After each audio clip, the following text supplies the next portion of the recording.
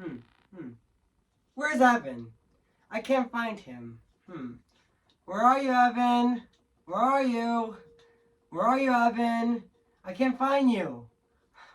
Where is he? Oh, there he is. Oh, hi, 22. Oh, hey, Evan. Oh, what are you doing?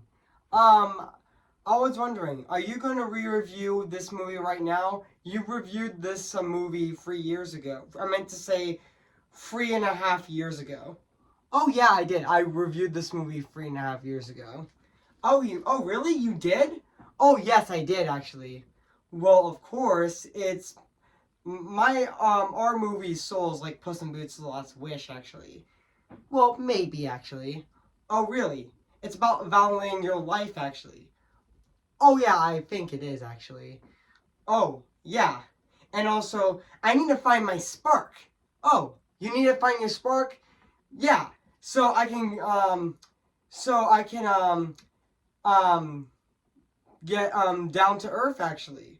Oh, you want to get down to earth? If you want to have find my spark, you have to re-review this movie right now. Oh, okay, 22. High five. Thank you. Okay, now I can leave. So, goodbye, Evan. Sorry guys, that was a little skit I did. So yeah, so today guys, I am going to be doing my re-review on Soul. So yeah, so before I go, right over here, I am going to say this. Cue the intro.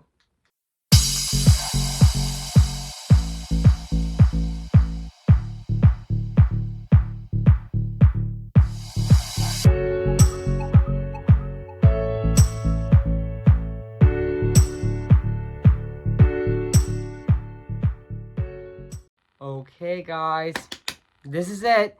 This is my sequel review to my original review I did back on December 28th of 2020, aka it was actually my last review of 2020, in which I reviewed this Pixar movie. So yeah guys. Yeah. And yeah, this was definitely my favorite movie of 2020. I mean, yeah, I just absolutely adored this movie. So yeah, even though it never got an official theatrical release, even though it is the theatrical release is now playing in theaters, even though I didn't get a chance to see it, even though I heard that even though it's a limited time theatrical release, but that's okay. Even though yeah, I didn't get to see it, even though I was gonna see it in theaters, but I decided not to actually. But that's okay actually. I mean yeah, I've already seen this movie, so yeah, so yeah, so so yeah guys. So without further ado, I'm gonna be doing my review, aka my sequel review to this movie right now today. So yeah. So without further ado, I'm gonna be reviewing this movie right now actually. So yeah. Hey guys, this is Evan's Disney's Animation Film Fanatic 2024 here, and today, guess what, guys? And today I am going to be doing my re-review. I am going to be doing my re-review on Soul. Came in the year of 2020. So yeah, guys. So I am going to read this plot on the internet. So yeah. So basically, what the plot's about.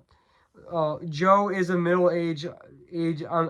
meant to say Joel is a middle school band and school. I actually meant to say middle school band and teacher whose life hasn't quite gone the way he expected. His true passion is jazz and it's good, but when he travels to another realm to help someone and find their passion and soon discovers what it means to have a soul. So yeah, I meant to say what it means to have soul. So yeah.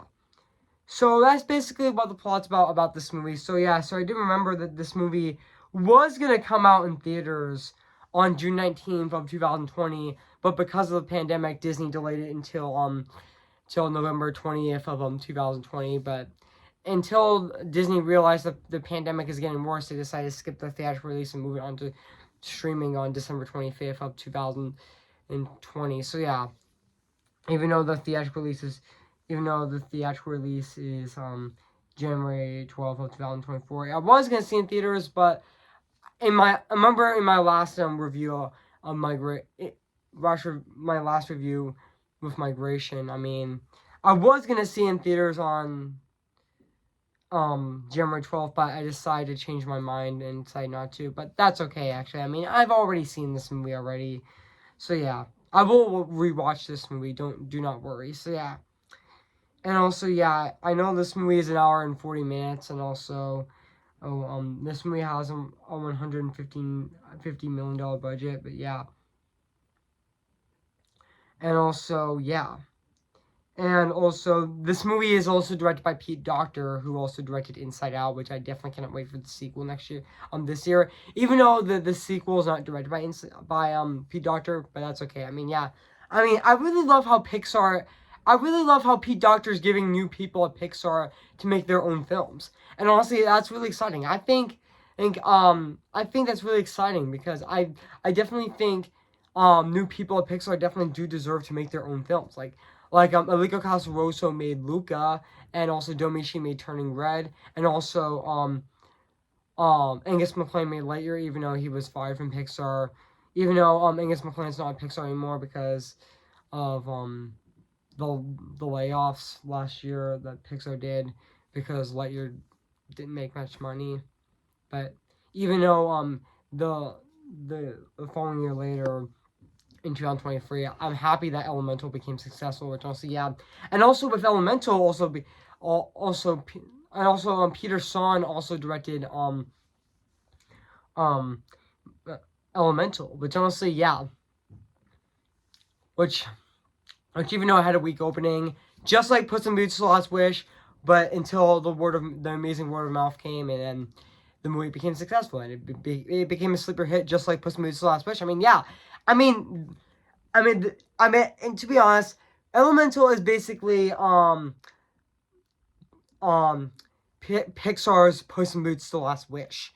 Like honestly, considering that both Puss in Boots: The Last Wish and Elemental both had weak openings, but later on they became and very successful later on thanks to the strong word of mouth. Which honestly, yeah. And also, yeah. And yeah. And now back onto Soul actually, which also yeah. Yeah, even though yeah, I did remember that fun fact, Soul began development in January of 2016 when Pete Docter when director Pete Docter sought new creative decisions during the announcement. I meant to say new creative directions during the announcement of the um 88th Academy Awards, aka um the 88th Oscars actually, which he proposed the origin of human in personalities with concepts of determination, which also yeah, and his first meeting with co-writer Mike Jones, Pete Docter pitched the idea of the essential plane in a social plane involving souls with personalities. And actually, fun fact: the movie spent 4 years in production with an approximate with an approximate $150 million budget. Which yeah, even though Pete Docter and Jones worked on the development on the main character for 2 years, an ideal idea is Joe was a scientist, which he did not feel so natural. I mean, yeah. But Pixar eventually settled on portraying him as a musician because he wanted an appealing position of the actor for the audience. According to Doctor, once the creative team decided the main character played jazz, the filmmakers chose to make him an African American due to the race being tied to jazz history, which also yeah. And also fun fact, Kim Powell's also co-directed this movie, and he would actually be one of the directors of Across Spider-Verse as well, which honestly, I definitely think he definitely does deserve more credit in Across Spider-Verse than Phil Lord and Chris Miller, which honestly, yeah, I definitely think he definitely deserves more credit. So yeah, and even though and also fun fact, originally Joe Gardner was originally gonna be mean to his students, but the filmmakers decided to actually make him nice to his students actually, which honestly and also with Kim Powell's help and Pete Docter wrote Joe Gardner in Joe's during the early development. Powell's initial contract was a 12 weeks long, but was later expanded, and after making expensive collaborations to the film, Kim Powell became the co-director, making him the first African American co-director, which is really exciting actually. Which honestly, and I actually meant to say Powell's based several elements of Joe's personal life, several elements of Joe on his personal life, but wanted the character to interest his own life experience in order to make him more established in cinema, which, so I mispronounced that name, but that's okay. Powell's also placed additional interests, and notably, sorry, I mispronounced that name, but that's okay. Depicting Joe Gardner's relationship with the Black community in order to properly and accurately African American culture in the film. Pete Dog within the film. Pixar worked closely with initial Collateral Trust, composed the Black Pixar employees and several consultants. These consultants include musicians such as Herbert. I actually meant to say Herbie Hancock, Terrell Ty Kearney, Trey Jones, and John Bessie, and Nicole Jennifer Cole, and stars such as Cresswell and Diggs, which also and also which sorry I mispronounced these names, but that's okay.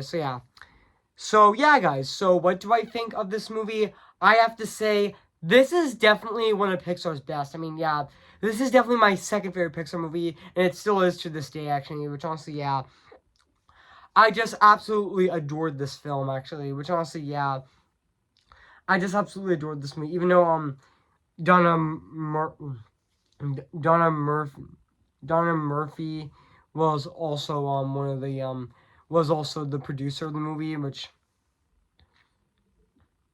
she also produced the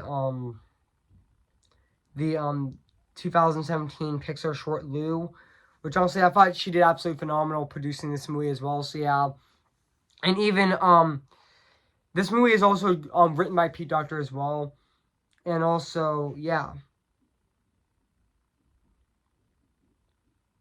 and also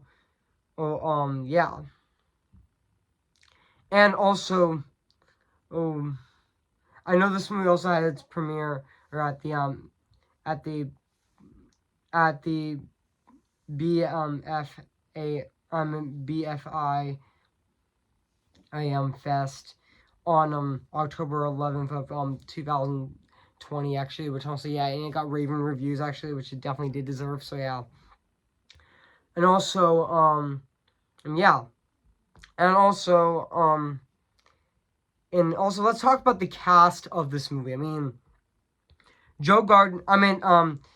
I meant to say Jamie Foxx as Joe Gardner was fantastic in this movie. I mean, this is definitely my favorite. I mean, I mean, Jamie Foxx's Joe Gardner is definitely my favorite Jamie Foxx role, actually, which honestly, yeah, he was absolutely fantastic in this movie as well. And yeah, and I also think he was really fantastic in Dreamgirls, actually, which honestly, yeah, I'm not gonna lie. I mean, Jamie Foxx has a fantastic singing voice, actually, which he definitely does in Dreamgirls, actually, which honestly, yeah. And also, Tina Fey as 22 is definitely my favorite character in this movie. I mean, yeah, she's definitely really relatable, and yeah. And also, fun fact, she's actually played by Tina Fey. And fun fact, she didn't also voice is that Tina Fey didn't also voice 22 in this movie. She also did the movie screenplay with Pete Docter in this movie as well. Just like she did um the screen just give me a sec, guys. Just give me a sec. Just give me a sec, guys. Just give me a sec. So yeah. Just give me a sec, guys. I mean,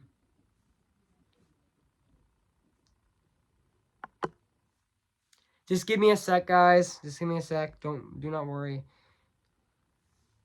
And she also did, she also starred in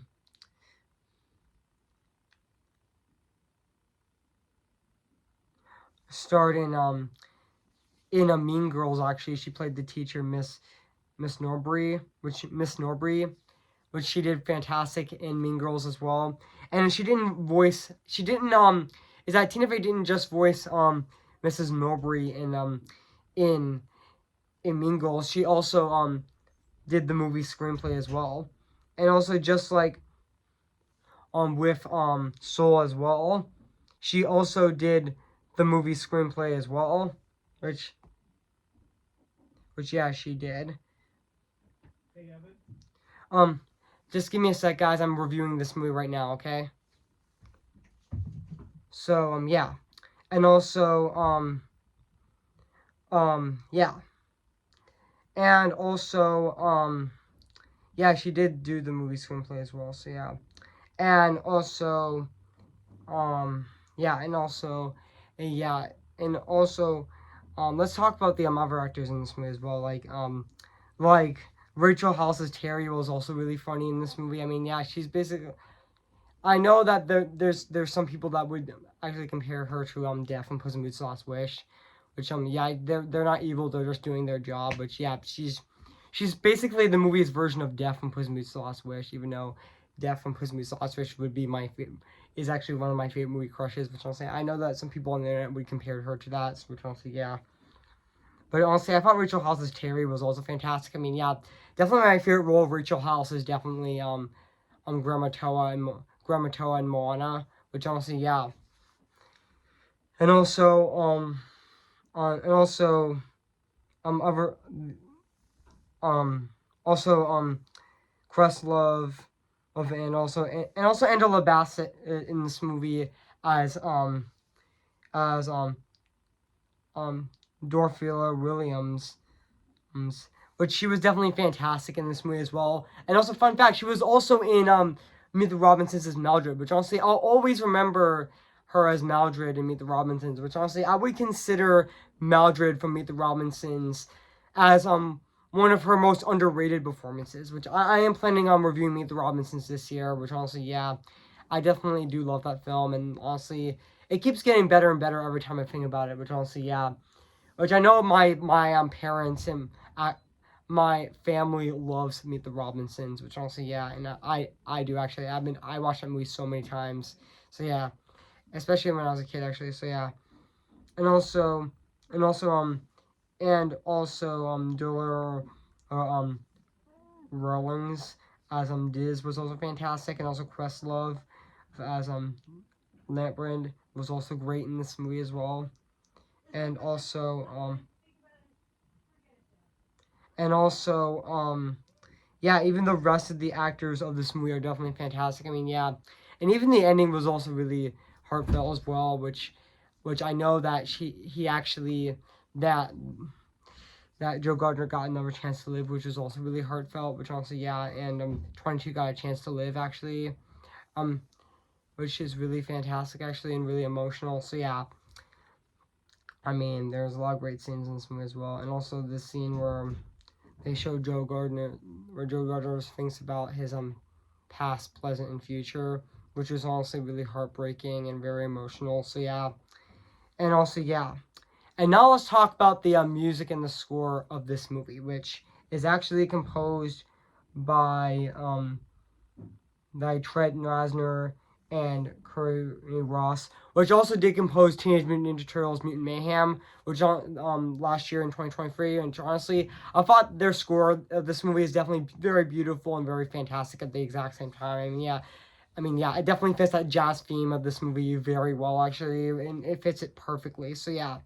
And now let's talk about the animation of this movie, which honestly still holds up to this day. 3.5 years later, it still looks fantastic and absolutely phenomenal and really fantastic. And yeah, it definitely does look really gorgeous. I mean, yeah. So yeah, it